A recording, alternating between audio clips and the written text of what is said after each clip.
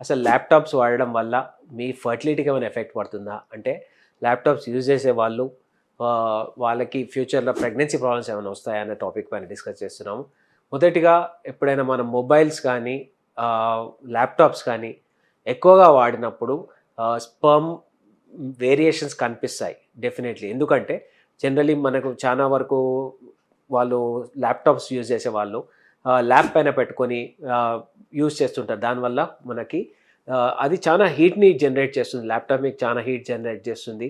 దానివల్ల మనకి testicular temperatures alter అయిపోయి మీకు ప్రెగ్నెన్సీ వచ్చే ఛాన్సెస్ చాలా తగ్గిస్తాయి. సో, ఇంకొకటి ఇంపార్టెంట్ పాయింట్ ఏందంటే హీట్ చాలామంది అంటారు, "సార్ నేను టేబుల్ పైన పెట్టుకొని చేస్తాను సార్. నా ఒళ్ళ పైన పెట్టుకోను. నేను I am very careful at that" అంటే మేము చెప్పేది ఏంటంటే ఈ ల్యాప్‌టాప్ అనేది హీటే కాదు, మీకు రేడియేషన్‌ని కూడా జనరేట్ చేస్తుంది. ఈ రేడియేషన్ వల్ల మనకి స్పెర్మ్ కౌంట్స్‌లో డెఫినెట్‌లీ వేరియేషన్స్ ఉన్నాయి.